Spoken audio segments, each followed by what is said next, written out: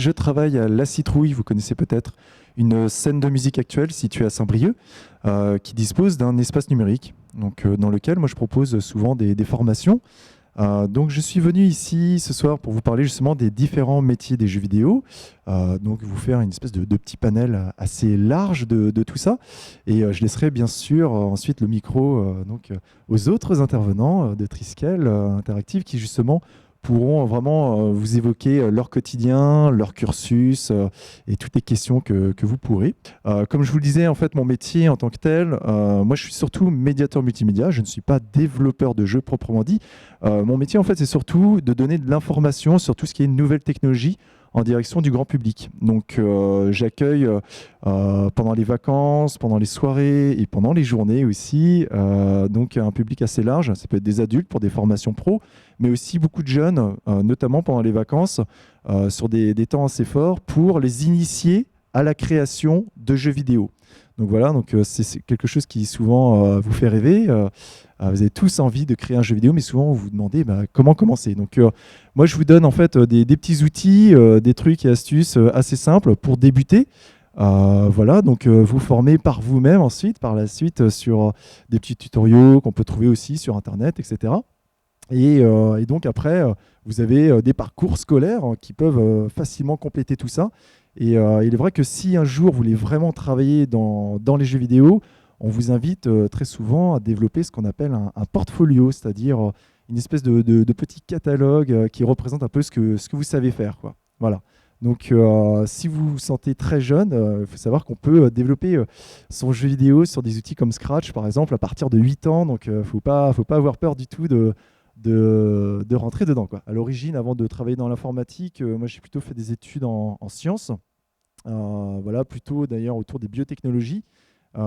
Et donc, comme beaucoup en fait dans l'informatique, voilà, j'ai galéré un peu à trouver un emploi après ces études-là. Et une des branches qui embauchait justement, c'était donc ce milieu du développement, donc de l'acquisition de nouvelles compétences numériques, etc. Et donc du coup, j'en ai un petit peu profité, voilà, pour justement travailler dans une société de conseil d'abord, où là, il a fallu développer pas mal d'outils numériques, et ensuite dans la médiation en sciences et multimédia. Voilà. Donc c'est pour ça que je suis là aujourd'hui ce soir. C'est encore un rôle de médiateur que j'ai là ici ce soir. Alors, donc les stages de game design que je propose, qui vous permettent de vous initier à tout ça, en fait l'idée c'est de créer des petits jeux déjà en 2D, parce qu'il faut savoir que la 3D c'est déjà un petit peu plus technique, même s'il y a pas mal de moyens gratuits et libres aujourd'hui. Et donc en fait on utilise donc un logiciel qui s'appelle Scratch, qui vous permet de pas forcément sortir tout de suite des lignes de code, parce que c'est souvent ça qui peut paraître le plus difficile. Mais en fait on va faire de la programmation objet. Donc en fait c'est des petites briques qu'on va emboîter les unes dans les autres pour faire avancer notre personnage, le faire sauter, se déplacer, réagir face à d'autres éléments. Et bien sûr, donc, tous ces éléments, que ce soit le personnage, le décor, etc., il va falloir les dessiner, les imaginer.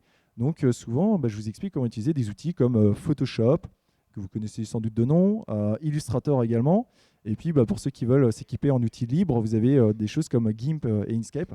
Alors je serais très curieux d'ailleurs de voir avec quels outils travaille justement l'équipe de Triskel Interactive. Voilà. Et en plus de ça, on a aussi d'autres outils pour faire tout ce qui est bande son, donc ce qu'on appelle la MAO, donc tout ce qui est sound design, donc créer la musique du jeu, les bruitages, etc. Donc moi souvent je vous donne des petites initiations sur des outils assez ludiques comme GarageBand, qui est assez facile d'accès, quoi. Voilà. Alors, les jeux vidéo, en fait, c'est un marché très très vaste. En gros, il y a 53% de la population française quand même qui joue à des jeux. Donc, c'est quand même pas rien. Donc, vous voyez que c'est un marché qui est quand même très très vaste, qui se développe de plus en plus, forcément, avec la nouvelle génération qu'on appelle les digital natives, dont ils sont nombreux là d'ailleurs ici ce soir. Et donc on voit d'ailleurs l'âge moyen des joueurs, hein, c'est 35 ans. Donc c'est un âge moyen. Donc ça veut dire qu'il y a aussi des joueurs beaucoup plus vieux. Donc ça c'est aussi intéressant d'imaginer voilà, des jeux pour ces personnes-là. C'est vrai que la génération des trentenaires est assez nostalgique d'ailleurs des premiers jeux sortis.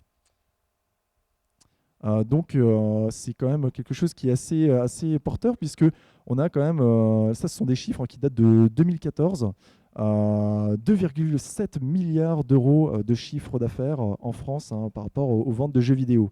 Donc avec ces petits graphiques là, c'est intéressant de voir aussi sur quelle plateforme aujourd'hui les jeux se développent. Est-ce que ça se développe plutôt sur l'univers des consoles, plutôt sur les PC, plutôt sur les mobiles?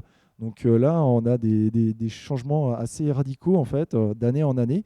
Donc ça, c'est quelque chose aussi assez chouette à comprendre. Donc concrètement, si vous voulez vous lancer sur un jeu, déjà, ce qu'il faut bien distinguer, c'est qu'il y a, disons, les développeurs et ce qu'on appelle les éditeurs. Donc là, ici, je vous ai mis deux petites pochettes de jeux que vous connaissez sans doute. Donc, tout en haut, on voit déjà la plateforme sur laquelle fonctionne le jeu. Donc voilà, est-ce que ça marche sur une PlayStation, sur une Xbox, sur un PC, etc. Et tout en bas, en fait, on voit ici, par exemple, Gearbox, donc, qui est vraiment l'équipe de développement. Donc, c'est la société en fait, qui a vraiment été chargée de créer le jeu vidéo en tant que tel. Donc, elle a développé l'ensemble du jeu. Une fois que ce jeu est développé, il va falloir ensuite l'éditer, c'est-à-dire le vendre, le commercialiser et le distribuer très largement. Donc là, justement, ça c'est le travail de l'éditeur. Donc c'est la société qui est chargée du financement, de la communication et de la commercialisation du jeu. Heureusement, il existe aussi d'autres situations où on peut à la fois créer une entreprise avec la possibilité d'éditer et de développer son propre jeu. Voilà. Donc là, on a souvent ce qu'on appelle des labels indépendants hein, qui existent, voilà, qui fonctionnent de cette façon-là.